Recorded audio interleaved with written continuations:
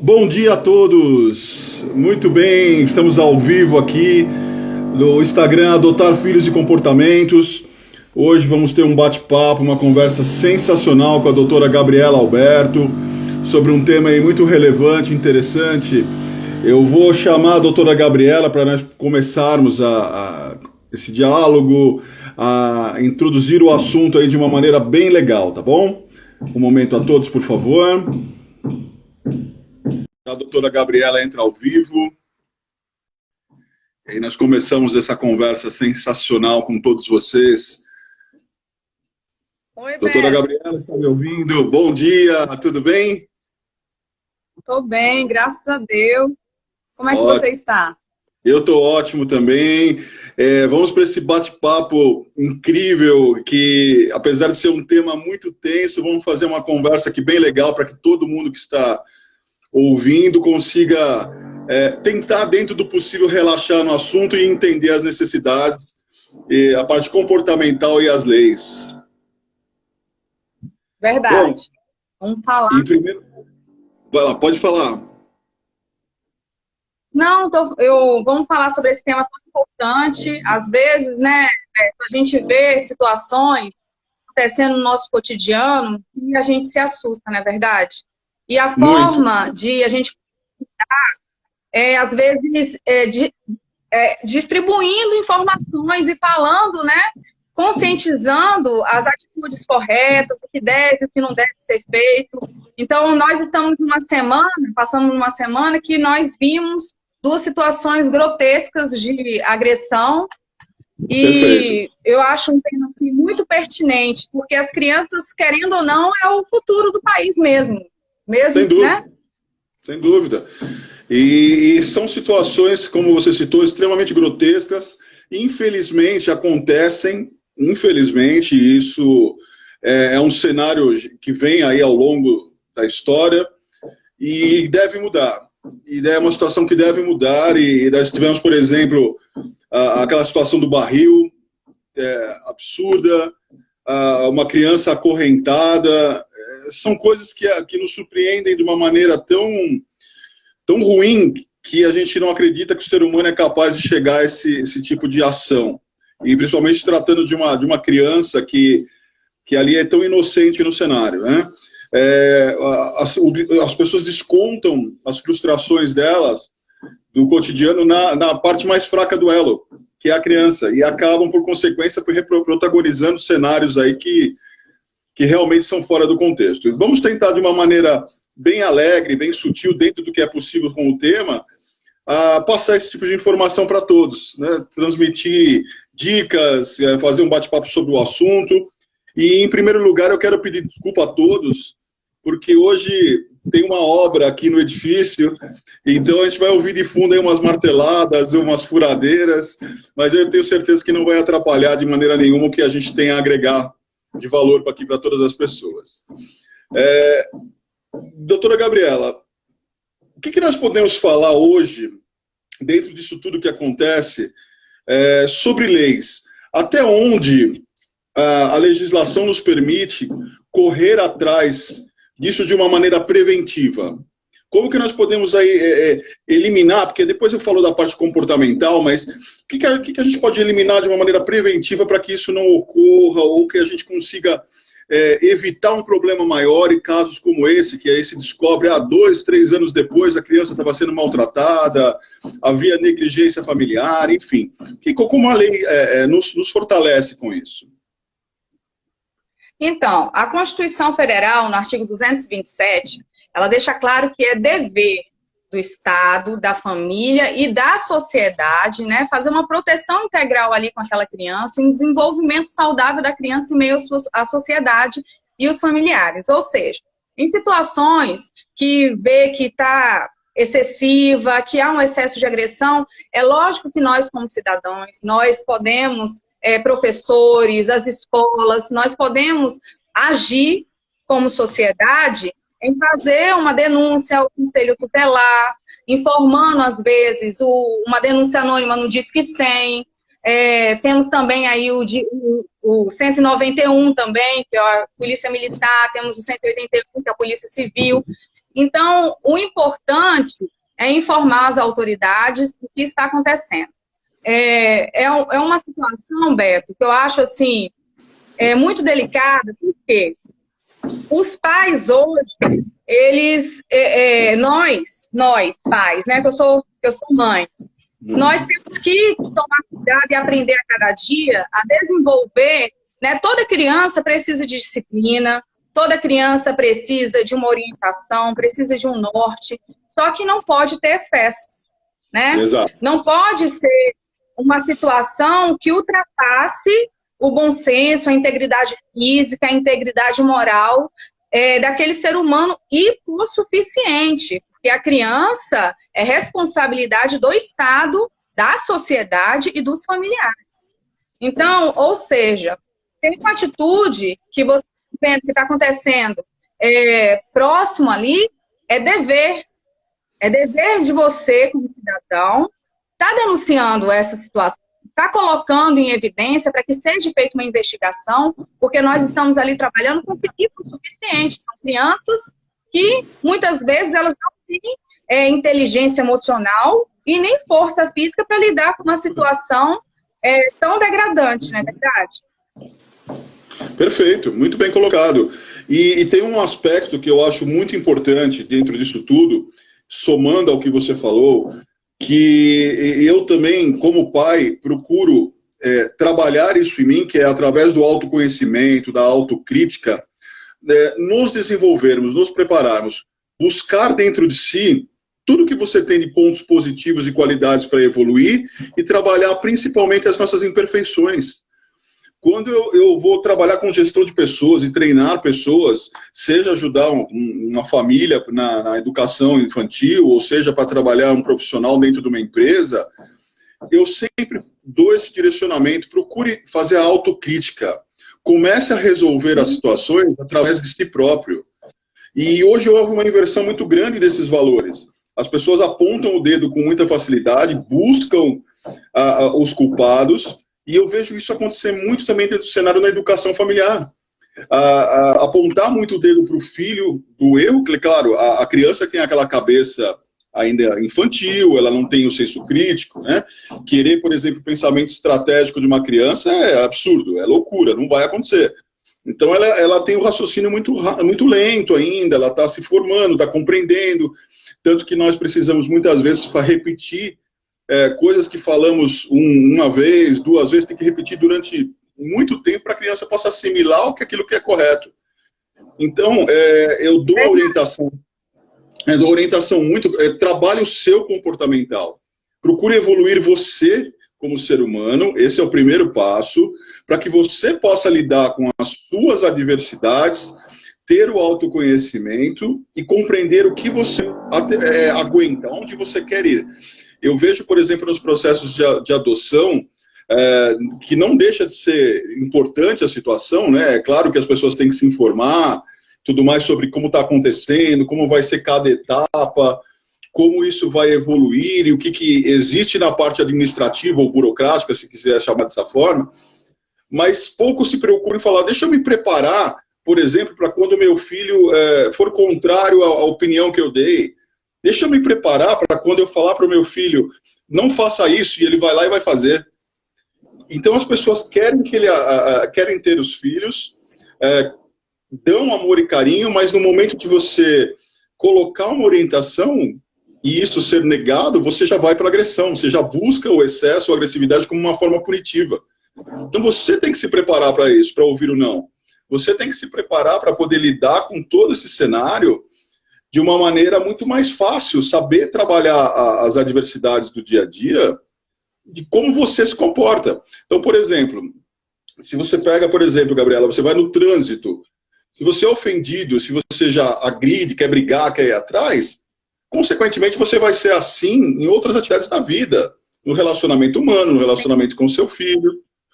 Então, é necessário fazer esse tipo de ação e trabalho. E aí, consequentemente, quando isso sai do controle, e você não tem esse tipo de visão, esse tipo de estratégia, ou ninguém te falou isso, você precisa ter aí o respaldo legal, que é o que você falou.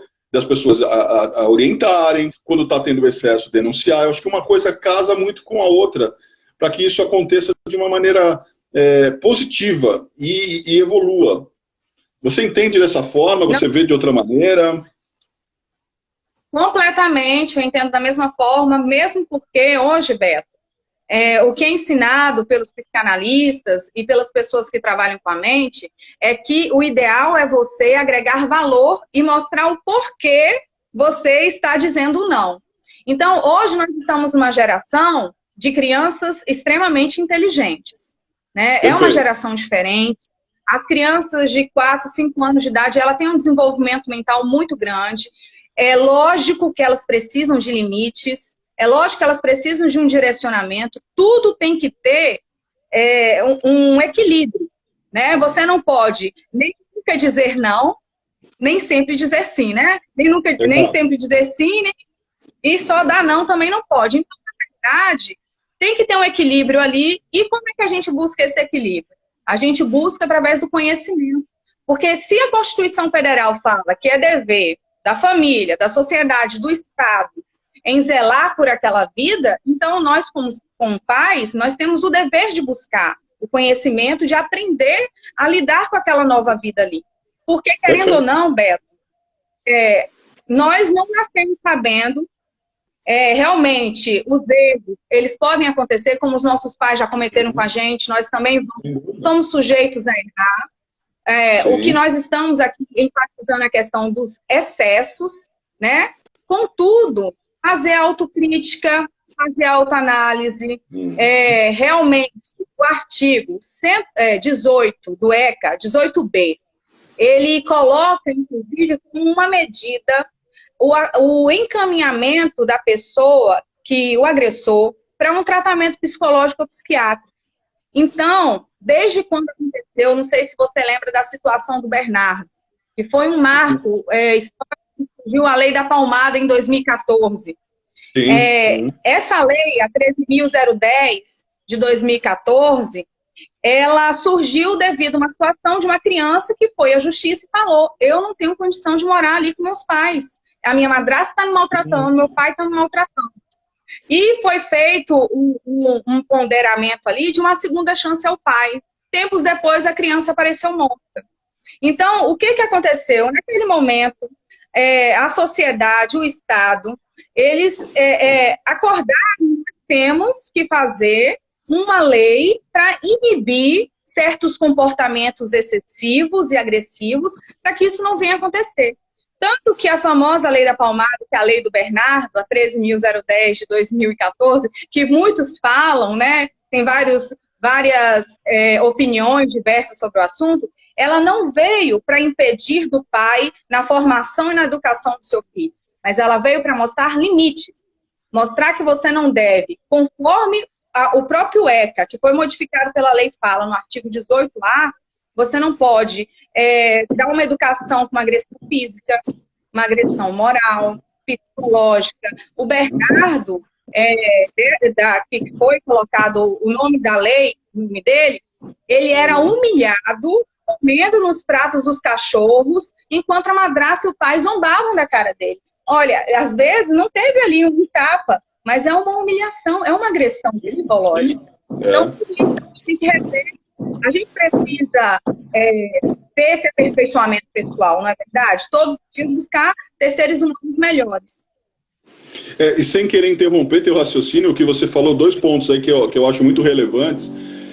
Eu já ouvi cenários, e aí sempre eu faço esse comparativo, porque como eu trabalho com esse aspecto de ajudar as pessoas também na parte da educação familiar e também trabalho com empresas, então eu acabo fazendo de certa forma, uma fusão nisso. Mas as pessoas entendem, principalmente num cenário de liderança, quando você pega o aspecto profissional, que a agressividade é só você xingar, você agredir fisicamente. Não, é o que você falou. Às vezes a humilhação recorrente é uma forma de agressão.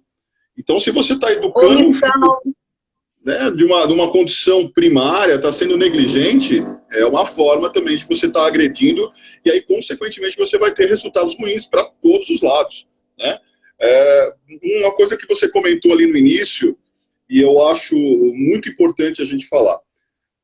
nem sempre a educação ruim que você teve, por exemplo, meus pais têm uma educação um pouco mais arcaica e eu fui educado à base de palmadas. Claro que eu não gosto disso e não concordo com isso e não educo meu filho da mesma forma.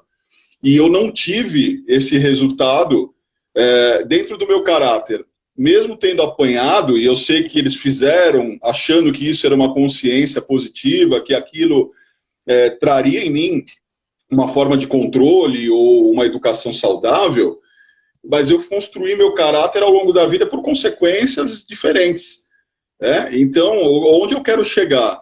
Que nem sempre as pessoas que estão educando corretamente, ou aquelas que estão educando de uma maneira incorreta, que seria através da agressão, vão ter o mesmo resultado, porque às vezes a gente pode ser um pouco, generalizar isso e levar para a mesma direção. Olha, não, sempre será dessa forma, sempre será esse caminho. Não, nós estamos tratando do ser humano, e o ser humano não é homogêneo, né? Então ele é heterogêneo, então você vai ter pensamentos e situações muito diferentes com isso. É claro que a gente tem uma situação muito maior pendendo para um lado da história, que é o que a gente está falando. Se você tem agressividades e excessos, a chance de você ter muito mais pessoas, crianças com problemas psicológicos, comportamentais, sempre será maior, claro, mas não dá para generalizar. Então significa que eu posso bater à vontade? Não, claro que não. Existem outros meios, existem outros caminhos, e isso deve ser levado em conta. Trabalhar, fazer tudo que a doutora Gabriela falou, usar os pontos que eu falei de você fazer autocrítica, de você entender a criança, entender como ela se comporta, ler muito, acompanhar os grupos que falam sobre isso, e aí eu levo isso como regra? Não. Até o que nós estamos falando aqui são experiências que nós agregamos ao longo da nossa carreira profissional e na educação que nós damos para os nossos filhos. Então, nós temos aqui um quadro, um case, podemos dizer dessa forma também, que passa conhecimento para vocês de uma maneira muito positiva, só que é uma dica, é uma orientação. Significa que pode dar certo para você? Sim ou não.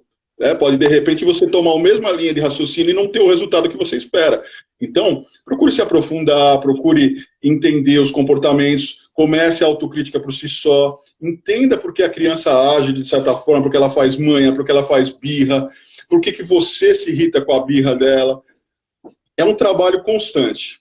Eu vou pegar um exemplo de onde eu quero chegar, e para vocês que estão nos assistindo, a gente vai fazendo esse paralelo. Aí vou falando do lado comportamental e a doutora Gabriela falando das leis, aí também a gente vai misturando a conversa. Dentro do possível, a gente vai respondendo também a vocês, tá? Que vai chegando muitas perguntas e tem o foco aqui também. Eu peguei uma situação muito engraçada, porque eu tento ao máximo estar próximo do meu filho, de participar das coisas dele. Então, o que ele faz, eu procuro estar dentro, curtir, brincar com ele, entender o que ele quer, para que eu possa ser o colega ou amigo dele quando ele não tem uma outra criança por perto. E entendi que isso era o melhor caminho que eu estava fazendo. Falei, isso aqui é ótimo, ele está gostando, ele fica feliz, eu vejo que ele se solta, e entender não é eu chegar para ele e falar situações psicológicas, comportamentais, que ele não vai entender nada disso. Mas é brincar mesmo, ele começar a falar do vilão, eu ser o mocinho, eu ser outro vilão, vamos dar tirinho, vamos brincar, vamos jogar, fazer ser criança junto. E eu vi que isso estava sendo muito positivo. Então eu falei, opa, legal, essa é a linha de raciocínio que eu vou seguir. Eu peguei, eu levei ele numa pista de skate, fomos andar lá. Quando nós chegamos lá, eu percebi que ele estava travado. E eu, vai filho, vamos lá, vamos curtir. Aí ele foi andar, ele caiu, coisa que ele já estava acostumado a fazer de uma maneira diferente, ele não caía tanto.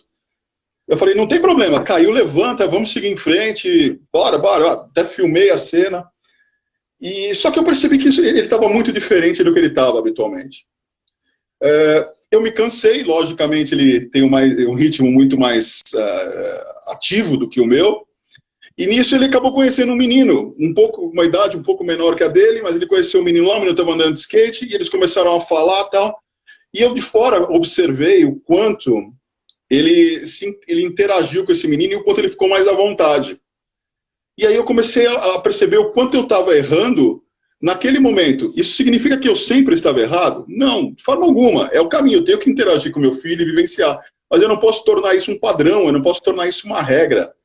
Naquele momento, a criança conseguiu fazer com que ele se soltasse mais, com que ele se interagisse e curtisse ali aquele momento. E eu deixei os dois lá. Acabou se tornando até um coleguinha dele, eles se falam e tal. Então, onde eu posso agir? Aonde que eu posso ser um bom pai ou ter uma educação saudável sem ser agressivo ou controlar? Esse é um ponto. Esse é um aspecto muito claro. Eu não estava sendo agressivo, eu não estava sendo nada, eu estava sendo excessivo. Então, à medida que eu sou excessivo, eu também ultrapasso alguns limites. E esse talvez seja um excesso que eu tenho que controlar. Então, eu não posso tornar tudo que eu faço, por melhor que ele seja, uma regra. Eu sempre tenho que perceber que eu estou tratando de criança e eu tenho que mudar esse tipo de visão. Mas a gente faz tudo por amor, né, Beto? Na verdade, todos os dias nós estamos tentando. Nós não somos seres humanos perfeitos. Nós realmente estamos em evolução. O errado realmente é o excesso. É você ultrapassar os limites da dignidade humana, do bom senso, de uma agressão física. Não é a normalidade o que leva ao equilíbrio. Aí as pessoas falam, mas o que é esse equilíbrio? Né? O que seria isso, essa questão? O equilíbrio seria você não ultrapassar a dignidade, nem envergonhar aquela criança ali, e nem chegar ao ponto de criar um trauma na criança. Seja gritando, seja mandando calar a boca, seja agredindo, porque a gente tem que tomar cuidado dos traumas que nós causamos aos nossos filhos. Porque uma coisa interessante que você falou é que crianças que sofrem certos tipos de agressão, às vezes têm um problema realmente futuro, mas muitas vezes nós aprendemos aquilo que nós não queremos fazer e buscamos ali um desenvolvimento para que nós possamos cada dia ser melhor. A geração mudou e o que eu gosto de levar em consideração, Beto, às vezes é muito difícil mesmo ser mãe, é muito difícil às vezes a gente saber, né, a melhor forma de criar os nossos filhos. Só que eu sempre tenho em mente que a melhor forma é a nossa conduta pessoal, o que a gente faz no dia a dia e aquilo que eles veem a gente fazendo. Quer ensinar honestidade ao seu filho? Que seu filho te veja uma pessoa honesta, né? Você quer ensinar caráter, que ele veja o caráter em você. Você quer ensinar integridade, o seu filho tem que ver integridade em você, porque querendo ou não, você é um reflexo daquele filho, daquela criança, né? Engraçado é que eu olho para minha filha e eu vejo que ela, às vezes, fala como eu. Ela tem uma forma de falar, uma forma de mexer com a mão, ou um jeito muito parecido comigo, porque eles são observadores da nossa atitude. Às vezes, eu vejo ela respondendo as coisas que, às vezes, eu respondo para outras pessoas, eu respondo para ela. Um dia desses, o Beto estava aqui em casa, eu falei assim, Elisa, minha filha, tá muito difícil, minha filha, tá muito difícil. Ela falou, mamãe, criar a criança é difícil. É difícil criar criança. Eles percebem tudo. Aquilo que você fala, aquilo que você conversa. Então, até no nosso falar, a gente tem que tomar cuidado, porque o nosso falar nós estamos educando. Nossas atitudes, na verdade. É o exemplo, Gabriela. Se você dá um exemplo ruim, ele vai perceber. Se você dá um exemplo positivo, ele vai perceber. E começa a fazer. É muito alerta essa visão deles em relação a nós. E eu entendo muito que nós precisamos muito nos policiar e voltar ao aspecto que eu te disse anteriormente. Diariamente, não se canse, para você que está nos acompanhando, não se canse de se policiar, de verificar aquilo que você faz, porque você está sendo sim exemplo, você é um reflexo para o seu filho, e como nossos pais foram para nós. E aí você vai construindo seu caráter, seu comportamento, dentro de tudo que você citou exatamente. Dentro da parte legal, existe algum tipo de cobrança, ou não sei se esse é o termo correto, mas algum tipo de direcionamento da lei para esse tipo de situação para os pais, por exemplo, porque você pode ser um pai muito bom, tudo, mas você comete erros pelo exemplo, tá? Como a gente falou, uma mãe, enfim. O que a lei fala sobre isso? Existe algo assim? Eu sou muito leigo nesse aspecto, mas existe alguma coisa para esse caminho ou não? No Estatuto da Criança e do Adolescente, também a doutrina vai estar preceituando sobre o poder familiar. O poder familiar, ele não é só o poder, né, de você gerir a vida daquela criança e comandar a vida daquela criança. O poder familiar também é o dever. O dever de você dar alimento, de você dar educação, de você dar direcionamento, de você trabalhar no desenvolvimento intelectual, profissional e psicológico daquela criança.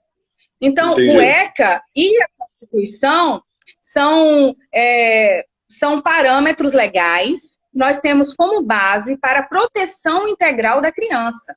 Então, como é que...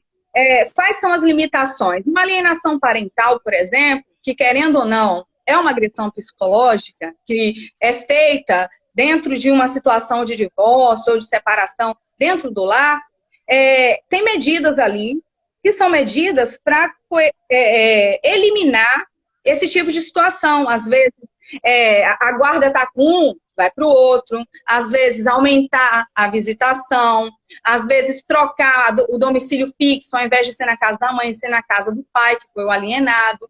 Entre diversas condutas que o judiciário pode tomar em favor da criança. Porque o princípio primordial que é seguido pelo Judiciário, pela Constituição, pelo Ministério Público, é o melhor interesse da criança e do adolescente. Uma vez que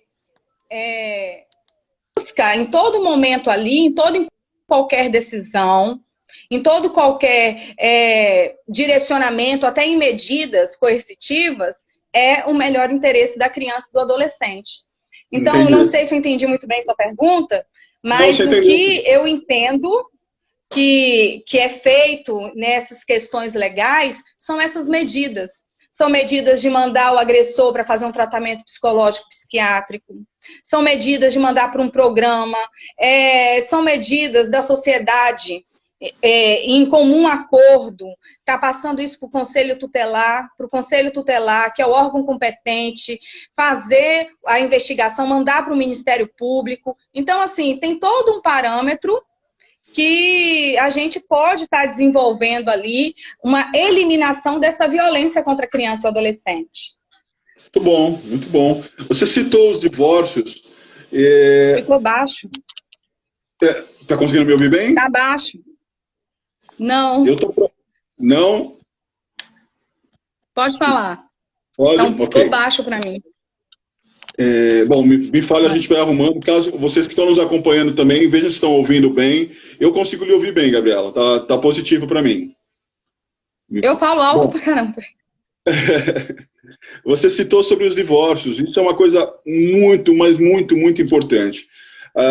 Se o relacionamento não deu certo, o casal tende a esse caminho. Para os casais que têm filhos, prestem muito atenção na maneira com que vocês conduzem o cenário. É natural, apesar de não ser o ideal, mas é o natural, que a separação acabe ocorrendo aí de uma maneira complexa, muitas vezes entre brigas judiciais, enfim. Porém, é difícil o casal esquecer o ego entre os dois, esquecer a situação e lembrar que os filhos existem e se preocupar como será a educação daquela criança ou daquelas crianças pós-divórcio.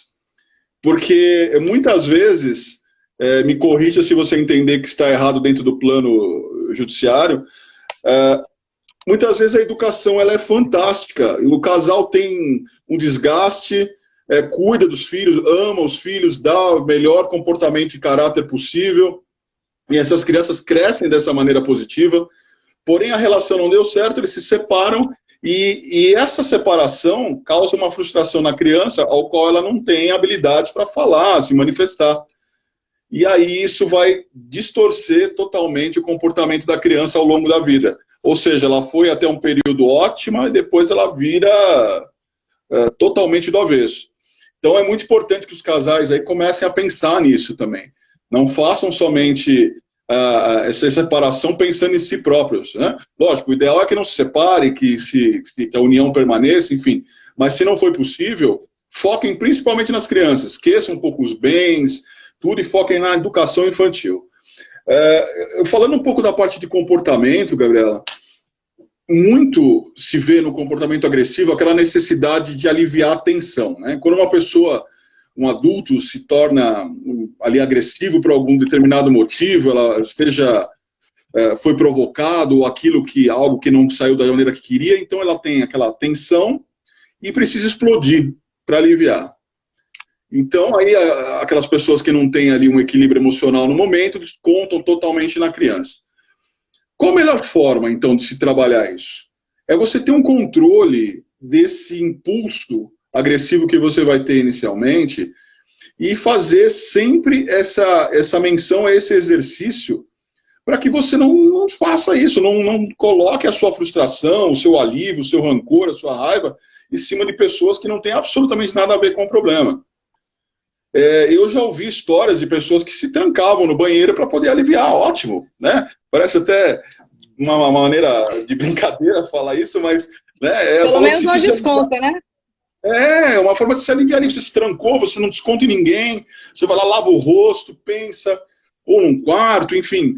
Use uma maneira de controlar-se para que não tenha esse impulso de raiva na criança, porque por mais que você se arrependa e peça desculpa, o impacto já está feito.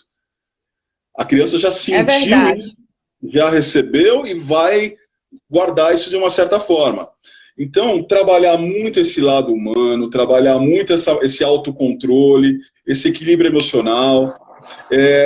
Existem várias pessoas no mercado, não sou somente eu como profissional de gestão de pessoas, mas existem profissionais que cuidam aí também do lado terapêutico, psicológico, que dão dicas para você relaxar, ouvindo música, fazer yoga, praticar esportes. Encontre uma maneira de aliviar a sua tensão. E não é batendo, agredindo o filho, né, que você vai ter esse tipo de alívio.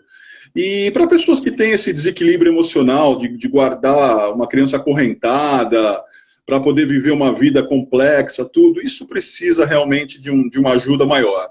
Né? A gente sabe que tem drogas, às vezes, envolvido, isso causa também um grande problema, uma vida complexa, uma vida negligente, mas a criança não tem que ser isso. A criança tem que ser blindada, ao meu entender, para que ela não sofra esse tipo de impacto. É uma coisa importante que você falou sobre a criança ser blindada. Isso é importante, por quê, Beto? Nunca esquecer que ela é criança e nós somos adultos. É verdade? Quem tem que ter paciência? É a criança ou é o adulto? É o adulto. Quem é que tem que repetir e ter paciência em repetir e continuar ali do lado, tentando mostrar, ensinar e mostrar, eu estou aqui independente de qualquer coisa? É quem? Somos nós, adultos. A legislação, ela fala, é um ser em desenvolvimento. Ou seja, são hipossuficientes. São pessoas ali que elas não têm o psique delas, nem a mente delas totalmente desenvolvida. Tem certas questões. Tanto a legislação, ela leva em consideração também essas questões, né, do desenvolvimento mental, intelectual da criança, até para a criação do ECA, para a criação de algumas leis. Então, vai se cobrar um equilíbrio emocional de uma criança de 8 anos de idade, de 4 anos de idade? Quem tem que ter equilíbrio? Eu que tenho 34 ou minha criança, ou minha filha que tem 4 anos? Então, quem tem que buscar o equilíbrio, quem tem que buscar aperfeiçoar e quem tem que buscar ter a paciência, sou eu que sou adulta. Então, o que eu vou fazer? Minha filha tá, falo do meu exemplo, né? Porque é o que eu vivo. Minha filha dá algum problema, dá alguma coisa. O que eu vou fazer? Eu tenho que buscar, ou me tranco no banheiro, eu tenho que buscar ajuda, eu tenho que buscar direcionamentos que me levem a lidar com aquela situação para que eu venha ter paciência. A minha filha que eu escolhi ter, o seu filho que você escolheu ter, ou que mesmo que Deus trouxe de uma forma como um presente em nossas vidas, ele não tem culpa dos seus problemas do seu trabalho. Ele não tem culpa da sua dificuldade financeira. Não tem nada a ver com o divórcio, nem com a confusão que você tem com o namorado, com o seu marido, com o seu ex-marido. Então, Da onde que nós vamos buscar equilíbrio? A gente tem que buscar em nós temos que buscar nos equilibrar. Se há algum erro, ou alguma coisa que nós passamos em nossa infância, que desenvolveu em nós qualquer comportamento excessivo, agressivo, o que a gente tem que fazer? Buscar ajuda. Sim. Porque a gente tem que ter paciência. A gente tem que ser professor, ser educador, ser pai, ser mãe. É difícil mesmo, nem minha mãe falou. Criar filho é difícil. É difícil mesmo. A gente tem que ter paciência. Às vezes ele vai pirraçar uma vez, vai pirraçar duas, vai pirraçar três. Você vai botar ele dentro de que nem aconteceu aí recentemente, vai botar dentro de um tanque, amarrar e acorrentar, para que venha aprender que não tem que pirraçar. Não existe isso. Não existe comportamentos assim. Então, eu penso, Beto, que pra gente, minha opinião pessoal, para a gente eliminar dor, tristeza e agressão, se elimina com amor. Então, se você dá amor, você recebe amor. Vai ter momentos que você vai se decepcionar, vai ter momentos que você vai ter que ter paciência mesmo, vai ter momentos que você vai falar, não vai escutar, mas tendo a consciência limpa, que naquele momento você deu amor, você falou por amor, você corrigiu e direcionou por amor, mostrando os valores que você tem como ser humano em meio à sociedade. É verdade? Eu quero te fazer uma pergunta, e fique bem à vontade de se quiser ou não responder, porque eu entendo que às vezes você comentar um cenário desse, você pode estar, eu não digo ofendendo, mas de uma certa forma incomodar, vamos dizer assim, alguns profissionais da área. Tá? Eu vou dar um ponto de vista meu, que eu acho que eu posso falar disso com a propriedade de não estar sendo dentro da área do aspecto jurídico, é uma opinião, e você me corrija se eu estiver errado e fala dentro daquilo que você puder fazer. Eu sei que o Estado, né, ele tem as responsabilidades dele, mas muito, ao meu entender, se deve ao comportamento humano, conforme a gente já falou bastante aqui. Não acredito que as leis que existam e tudo mais, elas sejam frouxas nesse aspecto. Eu acho que elas são muito sólidas. Até por tudo que você me falou aqui e comentou, eu vejo que há muito impacto positivo quanto a isso. Há muito sendo feito. Mas, vendo de fora, eu imagino que exista uma falta de acompanhamento, de fiscalização para ser mais rígido em alguns cenários quanto a isso. Quando o limite foi ultrapassado, quando o comportamento humano já não teve mais controle, quando os tratamentos externos, quando nossos tratamentos não ajudaram mais, quando nossas orientações profissionais já não ajudaram mais, e precisa ser feito algo legalmente. Então, a visão que eu tenho, por favor, fique à vontade de me corrigir, vamos prender, aqui está para a mídia como exemplo, encarcerou e o assunto morreu. É isso, não é? Você pode falar sobre isso, fique muito à vontade, tá? Repete o final, é porque eu acho que ligaram para mim e meio que deu um eco aqui no meu telefone, eu não escutei a parte final que você falou. Tá, não tem problema. Então, assim, a imagem que eu tenho é que, assim, existe solidez em relação à legislação, mas não existe um acompanhamento sobre todo o processo de mudança, né? Quando a parte... nossos trabalhos de aspecto comportamental, jurídico, enfim, já não cabem mais e existe a necessidade de uma punição em todo esse cenário de maus tratos, de agressividade, enfim, a ideia que me vem à mente, e por favor me corrija se eu estiver incorreto, é que pega-se a pessoa, prende-se, coloca-se para a mídia como exemplo, está aqui, olha, está sendo punido e coloca-se na cadeia. Ou seja, não tem uma ressocialização, não tem um trabalho feito em cima disso e não serve como exemplos para os demais. É isso, você pode falar sobre isso? O que você pode me dizer no aspecto legal? Como eu falei, assim, a Constituição, no artigo 227, fala que é o dever do Estado, da sociedade e da família. É fato que muita violência que ocorre com a criança, por muitas vezes, ela não é colocada em evidência, não é vista. Mas uma vez que coloca-se em evidência e é vista, a legislação, ela tem a ressocialização e também tem a questão da busca de um trabalho mental, psiquiátrico, psicológico em cima daquele ser humano ali, agressor. não só para violência contra a criança, mas para a violência também contra a mulher. Inclusive, Entendi. Beto, a Leila Barros, ela está com é senadora, ela está com um novo projeto de lei, está querendo inserir as medidas coercitivas da Lei Maria da Penha em favor da criança também, né? Que isso venha acontecer em favor da criança também, que esse projeto de lei surgiu em 2020.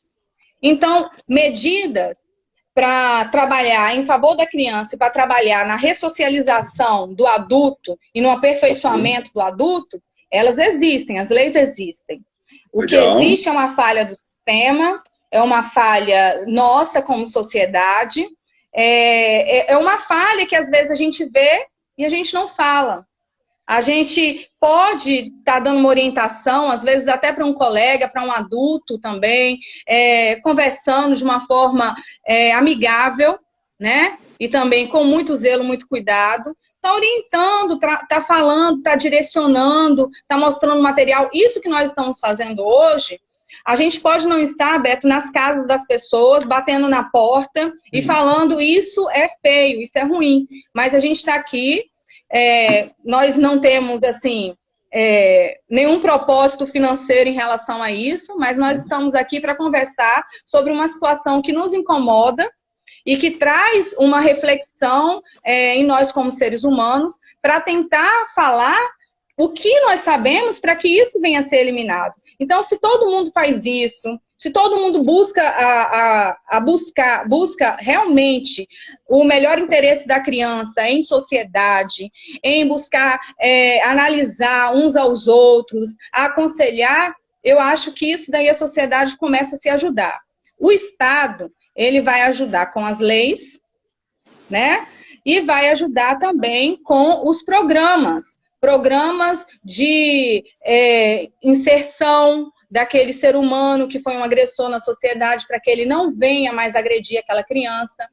Tem situações que acontece de a mãe, que é agressora, chegar ao ponto e falar bem assim, eu fui um monstro, eu não acredito que eu fiz isso com meu filho. Então, são tratamentos e trabalhos que acontecem no ser humano que ele começa a se enxergar e começa a ver que ele realmente errou, que ele realmente não deveria ter feito aquilo. Então, mas isso é uma regra? Todos vão se arrepender? Toda pessoa vai conseguir, de fato, ser ressocializada? Não sei, provavelmente não.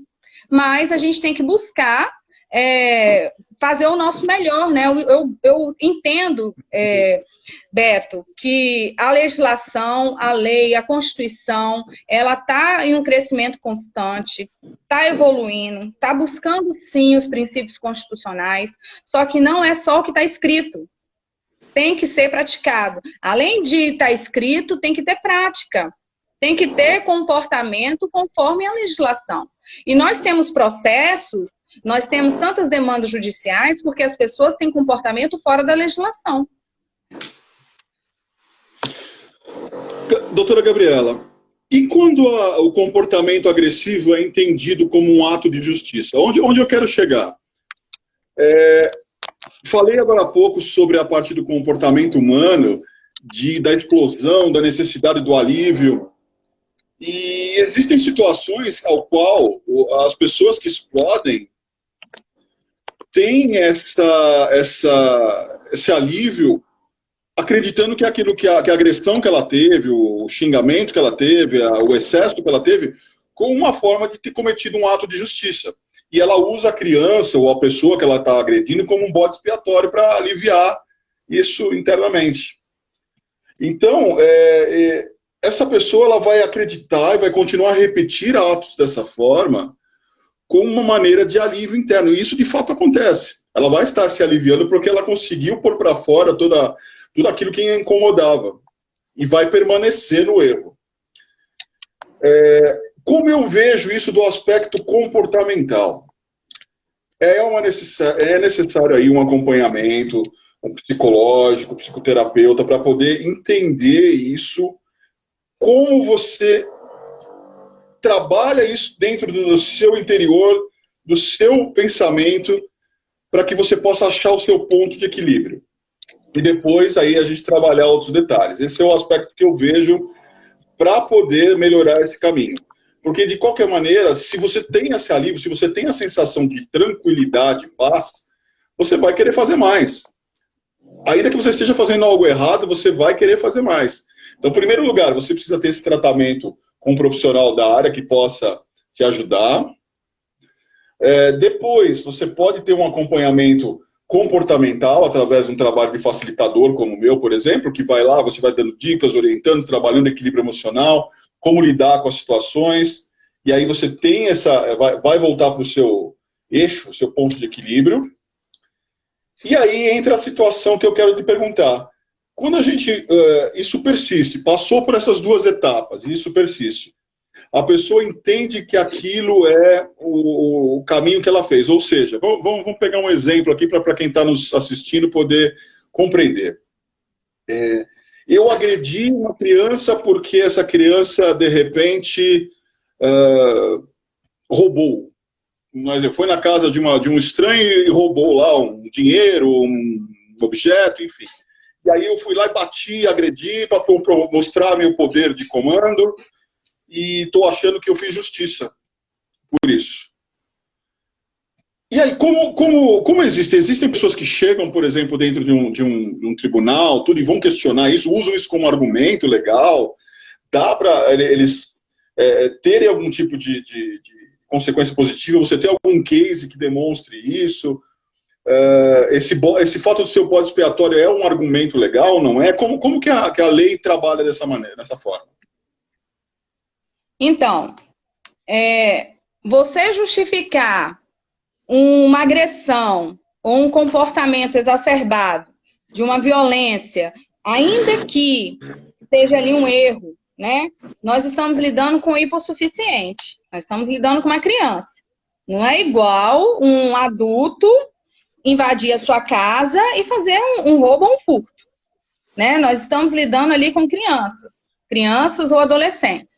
Então, é visto pelo judiciário de uma outra forma mesmo, levando em consideração sempre o melhor interesse da criança e do adolescente. Contudo, o que você falou, fez aquilo, é justiça? Eu acho que é justiça. Existe algum argumento jurídico que vai me defender de eu falar, ele foi lá em casa e eu bati nele, agredi ele porque ele me furtou R$500? Então, aí eu faço a pergunta, o que vale mais? São os R$500 ou as agressões que teve no braço que gerou hematomas? Entendeu? O que é mais importante? É a questão pecuniária ou é a integridade física de um ser humano? São certas coisas que têm que ser ponderadas. Não que a criança não possa estar buscando um acompanhamento, que nós temos aí, né, o IASES aqui no estado do Espírito Santo. Nós temos órgãos que trabalham com isso. Então, se nós temos... porque existe uma equipe, Beto, que é composta por professores, advogados, psicólogos, psiquiatras, assistentes sociais. Então, todo mundo trabalha em equipe.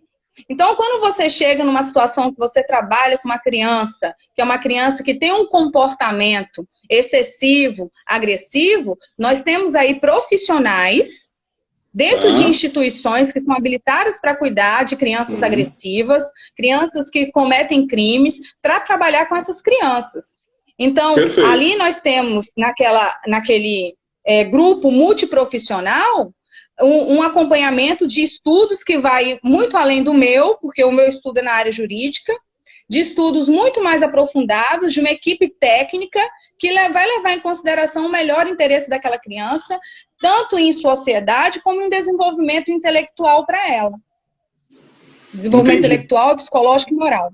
Então, ou seja, sempre será considerado o interesse maior da criança, independente do que aconteceu, e considerando que ela não apta, seria a palavra, mas que ela não está preparada ainda para poder lidar com determinadas situações. Então, eu vou até um pouco mais na profundidade do assunto. Se você pegar, por exemplo, crianças de 12, 13 anos que acabam cometendo furtos e vão presas, é sempre considerado esse aspecto. E aí é necessário, claro, um trabalho de psicológico para essa criança não volte a repetir o erro. Essa linha de raciocínio.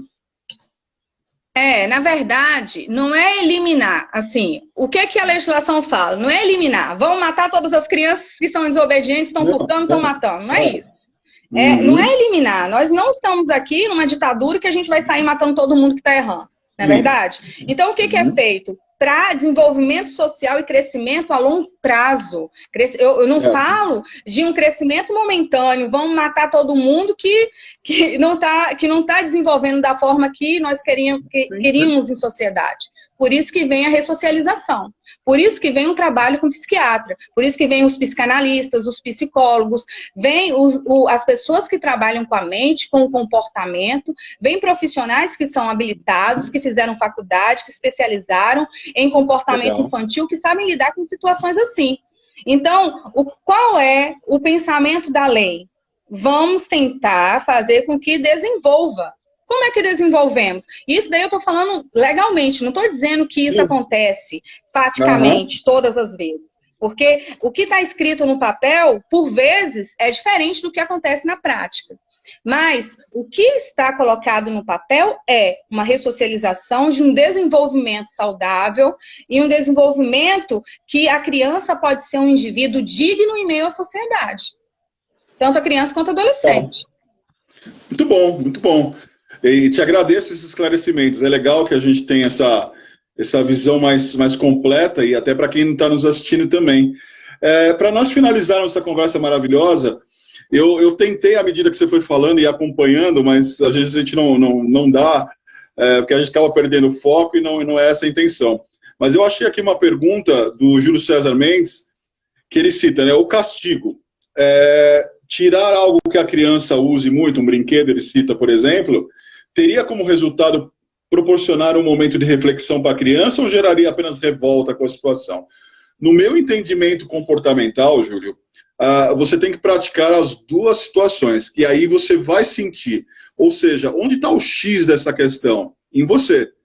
Você vai sentir na criança se ela vai lidar bem com isso com uma maneira de reflexão, ou seja, que ela não vai, ela vai entender que se ela fizer algo inadequado, retirando algo, você vai conseguir que ela volte ao equilíbrio dela, dentro das guardadas as devidas proporções, ou se isso tornou uma revolta, e você vai perceber se dá para aplicar ou não.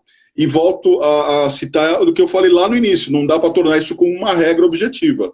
Vamos supor que você teve o resultado de que você tirou o brinquedo, por exemplo, em duas situações e se tornou uma revolta. Pode ser que num terceiro caso você faça e dê certo. Então, é o acompanhamento. Então, eu volto a falar um pouco lá atrás do que conversamos. Tudo gira principalmente em torno do comportamento paterno e materno. Da maneira com que você conduz, entender seu filho, de você acompanhar. Não adianta que você ter falado para ele hoje, não faça isso, por favor, siga esse caminho. E ele fez, pode ser que daqui 2, 3 dias ele volte a fazer o errado novamente. Ou seja, a persistência, a resiliência e a paciência têm que fazer parte da orientação que nós temos com a educação familiar e dos nossos filhos. Você quer falar alguma coisa, Gabriela, sobre a pergunta que ele fez? Não, eu penso assim que o que você falou é isso mesmo. Na verdade, eu não tenho um conhecimento técnico para falar acerca do tirar para colocar, mas assim, meu pensamento nesse ponto de vista seria que toda criança precisa de um direcionamento, de disciplina. Eu acompanho uma psicóloga chamada Daniela, eu não lembro exatamente sobre o nome dela, e eu acompanho ela e vejo alguns dizeres dela que ela fala: toda ação tem uma consequência. Se você tem uma ação, vai ter uma consequência. E eu gosto de alguns parâmetros que ela me fala, porque faz eu conseguir ter algumas decisões com a minha filha também. Então, no meu entendimento, você dá escolha, né, para a criança em fazer o certo ou em a escolha de, às vezes, o que ela ensina ou você tomar banho agora, ou você vai ter que dormir mais cedo. Um exemplo assim que seria a criança toma a escolha de qual a decisão que ela vai tomar. Então, eu não sei, Beto, dizer qual seria o certo, se seria reter ou se não seria. Mas levando em consideração esse parâmetro dessa psicóloga que eu tenho acompanhado sobre a questão de dar à criança a escolha e dar a ela que todo comportamento dela vai ter uma consequência, que porque toda ação leva uma reação, eu acho que é importante. Mas é lógico que a consequência não pode ser agressiva, não pode ser abusiva e não pode ser humilhante. Né? Perfeito. Então, tudo tem que ter um equilíbrio, tem que ter um bom senso. Como diz minha filha, criar filho é difícil. Criar criança é difícil. É difícil mesmo. É difícil. Às vezes, eu sou mãe de primeira viagem, eu tenho uma filha só. Às vezes a gente realmente fica buscando. Eu busco opiniões de outros profissionais que tenham entendimento da área da mente para que eu possa evoluir como ser humano e dar uma criação para minha filha sem reflexos que gerem traumas para ela. Mas que ela possa ser um ser humano com uma boa autoestima, bem desenvolvido e bem seguro em sociedade, né? Mas erros sempre existem. O que não pode acontecer é tortura, agressão, humilhação, qualquer tipo de violência não pode acontecer. É isso que não pode acontecer de hipótese alguma. Perfeito. E assim, finalizando, né? Eu quero agradecer todo mundo que esteve presente aqui na live. Muito obrigada mesmo pelas pessoas que participaram com a gente. É muito importante para mim mesmo saber que vocês estiveram aqui comigo e com o Beto, compartilhando desse tema, que é um tema assim tão importante para a gente, né, Beto? Que realmente mexe não só com um profissional, mas também com um ser humano. E eu quero agradecer a todos que estão aqui. Muito obrigada. Um bom dia, um ótimo dia para vocês. Tá, e aproveita, passa... E obrigada, Beto. Passa seu obrigada Instagram. também, você, né, Beto? Mais uma vez, uma live maravilhosa que eu fiz com você. Muito obrigada. Agradeço a sua disponibilidade, imagina. E passa seu Instagram para quem não conhece seu trabalho, acompanhar também. Você está me ouvindo, Meu Instagram Gabriela? é @gabriela.alberto.adv. Ótimo. Sigam, o trabalho é muito importante. Agradeço também a todos, agradeço a disponibilidade da Gabriela, sempre fazendo uns bate-papos super legais. Espero que nós conseguimos agregar, passar valor para vocês sobre o conteúdo e fazerem vocês refletirem sobre o tema. Agradeço também a participação de todos. Desculpa a gente não conseguir responder para todos. Adoraríamos fazer isso, mas infelizmente não foi possível. Mas ainda assim contamos muito com a participação de vocês e ficamos muito felizes com isso. Desculpa o barulho da obra aqui que de vez em quando entrou durante a conversa. Conheça meu trabalho, @beto.camp no Instagram, YouTube Beto Camp. Também tem o canal Adotar Filhos e Comportamentos aqui no Instagram e @camp Gestão de Pessoas. Sempre aí tentando ajudar vocês no melhor possível relativo ao comportamento humano, gestão de pessoas, RH estratégico, enfim. E um ótimo dia para todos. Gabriela, muito agradecido mais uma vez. Obrigada. Tchau, bom dia. Tchau, gente. Bom dia.